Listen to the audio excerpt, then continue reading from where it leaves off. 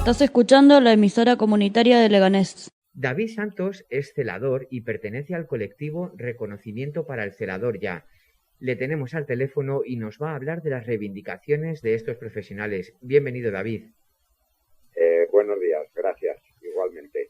Bienvenido a todos. Bueno, tú has trabajado durante mucho tiempo de celador. Cuéntanos qué es Reconocimiento para el Celador y qué reivindicaciones tenéis. Bueno, pues en un principio, cuando se declara el estado de alerta y surge la pandemia, en la tabla de actuación de los protocolos que saca el Ministerio de Sanidad, hay 3 tablas de exposición. Una exposición de riesgo, la otra exposición de bajo riesgo y una tercera que es baja probabilidad de exposición de riesgo. ¿Qué ocurre? Que a los celadores en un principio se nos coloca como exposición de bajo riesgo. Eso genera que cuando empieza la pandemia, pues los diferentes centros hospitalarios y centros de salud, a los celadores, al considerarnos personal de bajo riesgo, pues se nos niegan los EPIs, que son los equipos de protección individual, las mascarillas. Como consecuencia de ello tenemos que hacernos cosas con plástico y demás, y entonces pues empieza un poco a moverse el tema por los grupos de WhatsApp y demás, y se decide a través del Facebook pues hacer un grupo. Este grupo se llama Reconocimiento para el Celador Ya, en la cual empieza a crecer a un ritmo asombroso y se llega a la conclusión de que hay que hacer una plataforma, que es en la cual yo soy uno de los fundadores administradores. Los 4 puntos reivindicativos que pide la plataforma, el primero es modificación de la consideración del celador como personal de bajo riesgo, pero no solo en esta pandemia, sino en cualquier tipo de crisis sanitaria. El segundo punto es una creación de un módulo de formación profesional de grado medio, que a su vez sirva para modificar y actualizar los puntos del Estatuto del Personal No Sanitario de 1971, que es por el cual nos regimos las funciones del celador en el momento actual. El tercer punto es solicitar al Gobierno de España la equiparación salarial para todas las comunidades autónomas. O sea, nosotros decimos mismo trabajo realizado, mismo sueldo. No es normal que de una comunidad autónoma a otra pueda haber una diferencia de 200, 300 o 400 euros. Y el último punto reivindicativo que planteamos en la plataforma es una revisión de los requisitos para acceder a la carrera profesional en todo el personal de gestión y servicio de todas las comunidades autónomas. O sea, lo que no se puede hacer es que unas comunidades presten más atención a la formación y que otras sean a la antigüedad. Nosotros partimos de la base que lo suyo es que sea la antigüedad. ¿Por qué? Porque si no se nos pide formación para entrar a trabajar, tampoco se nos debe pedir formación a la hora de una carrera profesional. Y en un principio esos son los 4 puntos. Y bueno, pues la plataforma en un principio se constituye el 5 de mayo y el 27 de junio tenemos la primera reunión presencial, y en estos momentos, a fecha, me pasaron ayer la información del 14 de octubre, somos 4.350 celadores adscritos a la plataforma. En el grupo de Facebook somos 13.200, pero vamos, quiero decir, celadores comprometidos con todo esto, pues 4.350, como os he dicho. David, Dime. ¿qué tipo de riesgos afrontáis en vuestro trabajo diario? Pues hombre, mira, en un principio el riesgo que corremos con este tema de la pandemia, que es el que nos ocupa, y del COVID, es que cuando mucha gente lo que no sabe es que cuando llega a un hospital, la primera persona que le recibe es un celador o una celadora. Muchas personas se piensan pues que es un médico o es una enfermera, y no, que va, cuando tú llegas por tus propios medios al hospital y pasas por urgencias, o vienes en un coche y por serie de circunstancias tienes una movilidad reducida, o vienes con un infarto, o vienes con un ictus, la primera persona que te va a ayudar incluso va a utilizar toda su fuerza y sus medios para poder sacarte de ese coche y ponerte en una silla de ruedas o ponerte en una camilla, va a ser el celador. El celador está en contacto estrecho con el paciente continuamente. ¿Por qué? Porque cuando tú ya te han clasificado y te tienen que llevar a hacer las diferentes pruebas, es el paciente, es el celador el que está contigo. Bien para llevarte a hacer una prueba radiodiagnóstico, o bien para llevarte a una UBI o a una UCI, o cuando se te ingresa, por ejemplo, pues imagínate en un ascensor, que es el ejemplo que ponemos, pero que es la pura realidad. Estamos en un estrecho contacto con el paciente, pues en un ascensor imagínate qué distancia de seguridad se puede guardar. Y luego ya si nos vamos centrando en diferentes departamentos, como pueda ser una UBI, como puede ser un quirófano, como puede ser psiquiatría, pues el paciente y el celador a veces están tan cerca que es que nos estamos pegando al paciente. En una punción lumbar, por ejemplo, tiene una determinada posición que hay que colocar al paciente y la cara del paciente con la cara del celador a veces está a 5 o 10 centímetros por la posición en sí. Entonces, claro, que se nos declare a un celador como personal de bajo riesgo ha sido una indignación tan grande que, bueno, menos mal, mira, el día 6 de octubre fue mi cumpleaños y dije, ojalá me hicieran un regalo el gobierno. Y justo el día 7 de octubre, pues sacaron el último procedimiento de actuación para los servicios de prevención de riesgos laborales frente a la exposición del COVID, que fue el 7 de octubre del 2020, y ahí ya a los celadores se nos ha sacado de la tabla de exposición de bajo riesgo. O sea, ya no somos personas de bajo riesgo, ha sido una lucha desde que se funda el grupo de Facebook, posteriormente la plataforma, hasta el día de hoy. Pues para que se haga una idea el oyente y vosotros, hemos tenido que realizar diferentes actuaciones, entre ellas, aparte de las diferentes cartas que hemos mandado a los ministerios y demás, pues realizamos diferentes concentraciones en las puertas de los hospitales de toda España. Porque no nos olvidemos que es la primera vez en 50 años que el colectivo de celadores nos unimos para reivindicar estos puntos que os he puesto. Entonces, el 16 de julio hicimos la primera concentración y fuimos 35 hospitales de toda España a las que participamos. El 13 de agosto aumentamos bastante considerablemente y ya éramos 67 hospitales, y el 10 de septiembre, que fue la última que hicimos, ya éramos cerca de 90 hospitales. Entonces teníamos prevista una manifestación el día 3 de octubre en Madrid, pero al final, por seguridad nuestra y de la gente que pudiera venir y conforme estaba la situación en la Comunidad de Madrid, entendimos que no era conveniente hacerla y la pospusimos. Pero bueno, ahora ya, como el primer punto en un principio ya lo hemos conseguido, ya el gobierno nos ha dejado de considerar personal de bajo riesgo, pero parece ser que todavía hay gerentes en muchos hospitales que todavía no se han dado cuenta de que esto es así, porque no llega la plataforma, que en algunos centros todavía parece que tienen problemas a la hora de darle, sobre todo el tema de los EPIs y las mascarillas FFP2 o FFP3. Y bueno, pues esto es la lucha que estamos teniendo. Y me preguntabas en cuanto al riesgo, por riesgo siempre lo hemos tenido. Ten en cuenta que ahora es por el tema del COVID, pero en otras ocasiones pues ha sido a veces por problemas de gente que tiene tuberculosis o gente que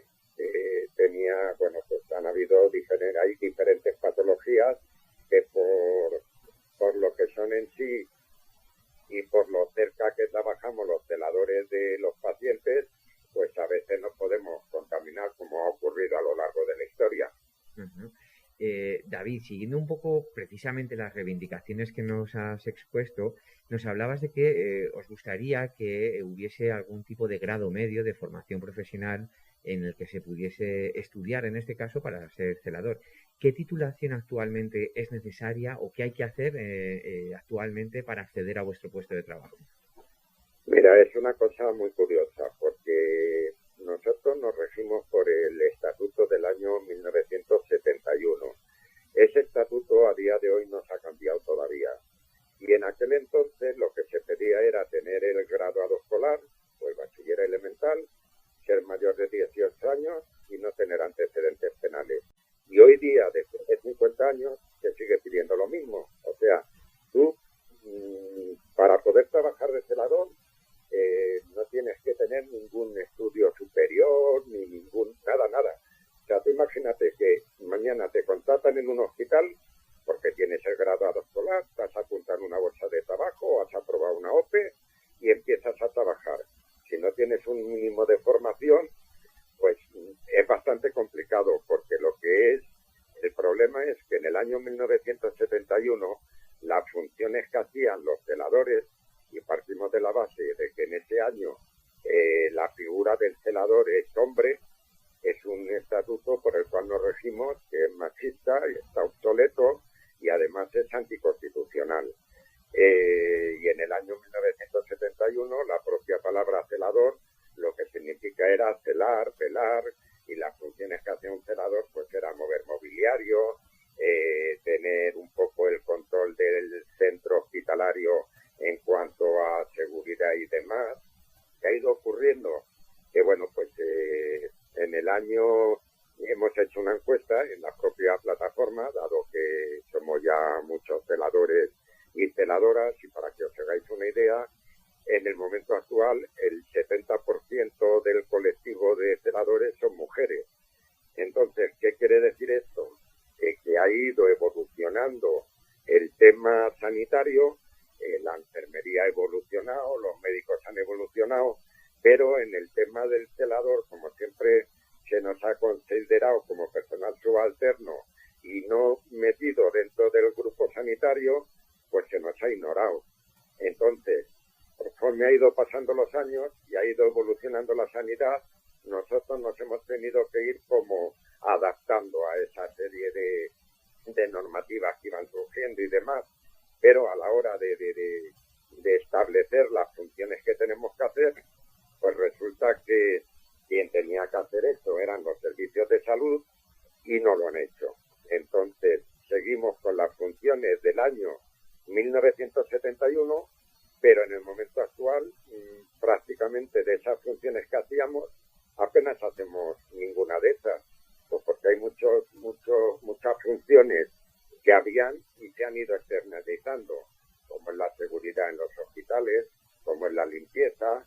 Entonces, hoy día hacemos una serie de funciones que no se hacían y, lógicamente, por eso pedimos que se establezca un módulo de formación profesional de grado medio. ¿Con qué fin?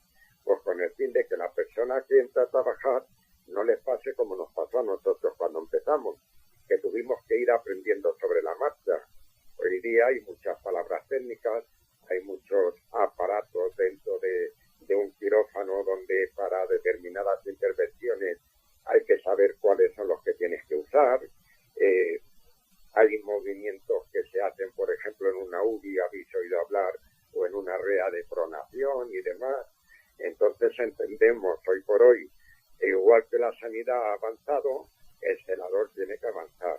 Y no es normal que, por ejemplo, como ha ocurrido ahora con el COVID, que ha habido muchas personas que han entrado por vez primera a trabajar en un hospital y no han tenido ni idea de lo que se hace en un hospital. Entonces es lamentable por una sencilla razón, porque al igual que nosotros en su día nos llevamos muchos palos por no saber exactamente qué había que hacer, eso es lo que estamos pretendiendo, evitar que la gente que entre no tenga ningún tipo de conocimiento, pero primero por el paciente y posteriormente por la propia persona, para David, que no... David, Dime. Sí. Nos estás contando que os sentís discriminados por la administración. A mí me gustaría saber si os sentís reconocidos por la ciudadanía. Mira, el problema que surge es que la ciudadanía, después de todo este tiempo, nos hemos dado cuenta que muchos de ellos no sabían qué era la figura de un celador. Sí, oyen hablar de un celador, pero no saben que era un celador. Y lo hemos ido comprobando a lo largo de todos estos meses. Por una sencilla razón, porque los medios de comunicación como vosotros nos habéis dado voz y gracias a esa voz y a esas reivindicaciones que hemos hecho diferentes compañeros en toda España, por fin la ciudadanía se va dando cuenta de lo que hace un celador, que antes no lo sabían. Entonces, por parte de la ciudadanía, creemos que sí, que ahora que ya saben que somos celadores y las funciones que realizamos, y que se dan cuenta que la persona esa que está en el primer momento, que les acompaña, que cuando están ingresados los cambios posturales y la limpieza y el aseo lo hacen con la auxiliar, con la técnica auxiliar de enfermería, entonces ya sí son conscientes de quiénes somos y entonces se nos reconoce. Ten en cuenta que también nosotros hacemos un poco una labor de acompañamiento. Tenemos normalmente el celador o la celadora, tenemos mucha empatía con los pacientes y también cuando ya se despiden, o bien porque se van de alta, o bien porque desgraciadamente han fallecido, pues el celador es la última persona que les acompaña. Entonces, por parte de la ciudadanía, sí. Por parte de los compañeros, pues hay como todo, unos que sí, que te reconocen y entienden tu labor y tu función, y otros que a veces no lo hacen. Es más los que sí que los que no, pero bueno, en todos los trabajos hay sus más y sus menos. Y por parte de la administración, la gerencia y demás, pues hombre, después de ver cómo nos han tratado y que lamentablemente en este tiempo han fallecido 6 compañeros celadores, el último hace un mes y pico en Cádiz, pues de verdad que nos hemos sentido bastante mal al respecto. Pues David, no sé si nos dejamos algo por contar. En la radio hay veces que vamos justos de tiempo.